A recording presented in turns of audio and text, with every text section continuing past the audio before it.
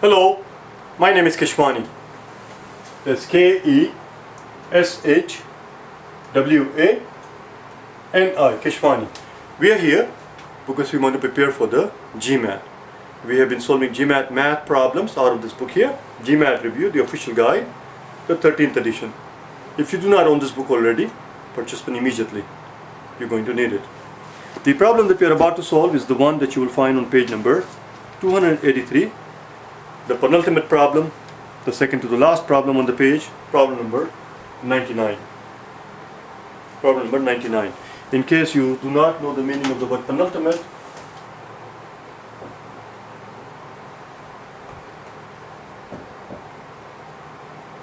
and I do not know why you wouldn't know it because I just told you what it means. Penultimate means second to the last. We learned this word penultimate long time ago in our vocabulary lessons on day 11.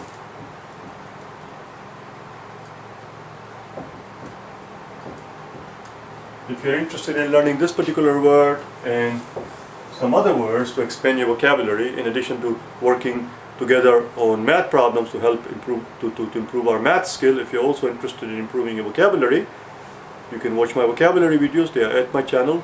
Just for this particular word, just type in this tag vocabulary. Just type in this tag vocabulary day 11, and you will find a video that will explain the meaning of this word along with some other interesting words, good words to know for the exams, for the GRE, for the GMAT, whatever standardized exam that you're preparing for. Of course, this one I know is for GMAT. Anyway, back to our thing here. So, penultimate problem, second to the last problem, problem number 99 on the page there. Here's the problem. They tell us that R and S are the roots of the equation here. They give us a quadratic equation, x squared plus bx plus c equals 0, where b and c are constant.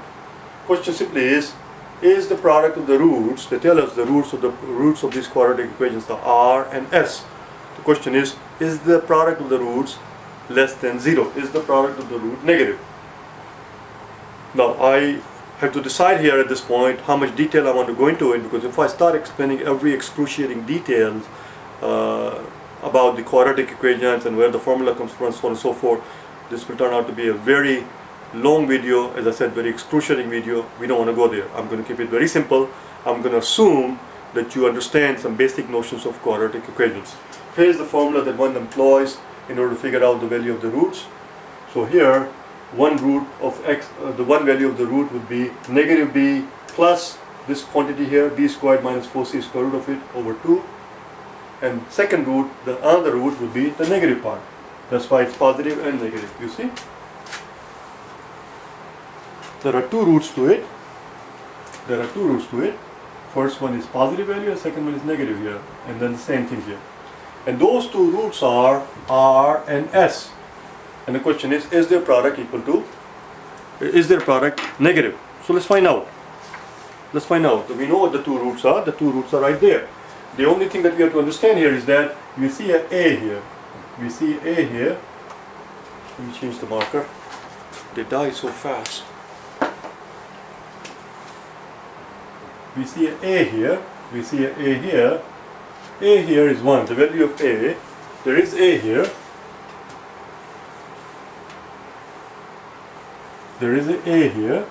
But the value of A in this equation is 1, which is why it's not shown. But it's there. So let's find out the two roots. We're going to use these two formulas here. So our first root is going to be R, which is going to be positive with this quantity. And our S is going to be negative b squared minus 4ac over 2a. That's our S. And the question is their product a negative quantity? Let's find out. I need the room. I need a lot of room. So we're going to start from the very top.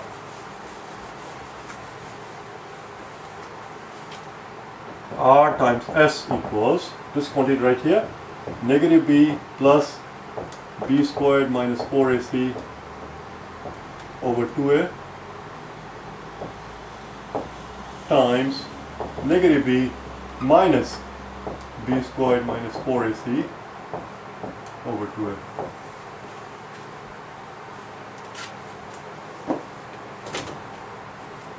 Now what do you notice? What we notice here is a situation like this. think of this negative b as our x. X is negative b. And think of y as our square root of b squared minus 4ac. So what we have here is our negative b, which is our x. So we have x plus y in the first part. Forget the bottom part right now for the time being. And the second part we have, again, negative b is our x. So we have x minus y. And we know that x plus y times x minus y is simply x squared minus y squared. It's the difference of 2 squared. So we're going to square the first quantity and we're going to subtract the square of the second quantity. That's the top part. As I said, don't worry about the bottom right now. So let's do it. So it becomes negative b squared minus b squared minus 4ac and the square of that quantity over 2a times 2a times 2a. As we open the parentheses, because there is a square root sign and it is being squared, and this negative b squared is just going to be b squared, and this will become simply b squared minus 4ac. So the square root sign is going to disappear. And at the bottom we'll have 2 times 2, which is 4a squared. Let's open the parentheses. So it becomes b squared, and this is minus b squared, and this negative and a negative will become positive 4ac over 4a squared.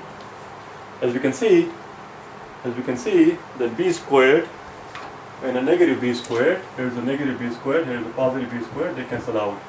And we end up with 4ac over 4a times a. I'm going to write a squared as a times a. Again, we see a 4 on the top, we see a 4 on the bottom, divide the top and bottom by 4, the 4 drops out, divide the top and bottom by a drops out, and we end up with c over a. We end up with c over a, which equals c, because a equals 1. A equals 1. I erased the equation there. The coefficient of x squared was 1, hence a equals 1. So the bottom line that we arrive at is that r times s that we started out with, r times s equals c. And the question was, is r times s negative? Well, as long as c is negative, then r times s is negative.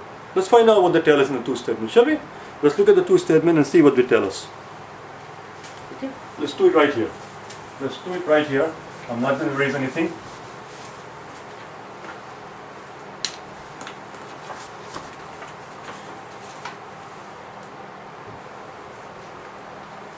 What did they tell us? Statement 1 tells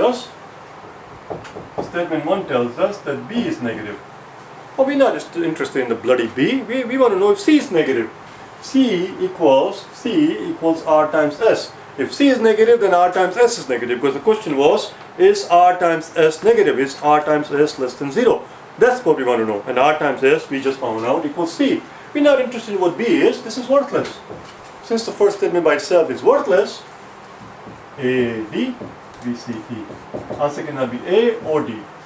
Let's look at second statement, shall we? I wonder what they give us in second statement. The suspense is building, isn't it? In the second statement, what do you know? In the second statement, they tell us that c is negative. Voila! If c is negative, that implies that r times s is negative, because we just found out that c equals r times s. Right here. C equals r times s. That's it, we're done. Therefore, second statement works. The first statement did not work. The answer is B. Now, what I'm going to do tomorrow, and when I say tomorrow, I mean the next data sufficiency video, which is going to be day 128. We're going to do the same problem again. Listen carefully. We're going to do the same problem again, but in a different method, with a different method, with second method, the method that they explain in the back of the book. See, what happened was, when I came across this problem, I did the problem the way it occurred to me, the way it clicked to me, and this is it. and I did the problem, and then I was curious as always to see what the hell they have to say, because sometimes they have to say something useful and sometimes they just go on and on for no good reason. By the time you end up reading their so-called explanation, you're lucky if you don't have a migraine. But once in a while they give you something good. So I went to the back of the book in the answer explanation to see what they had to say, and there they explained the problem in a little bit different method, in a simpler way, a more elegant way, if you like. This is your call, actually. It's your call. I myself prefer this thing because this is what came to my mind first. But the method that they explained actually is another method. It's a completely valid method. It's a simpler method for somebody who understands what they're talking about. We're going to do that method tomorrow. But this is it for today. And we're also going to do tomorrow at the same time the very last problem on the page, number 100. Alright? But for today I'm done.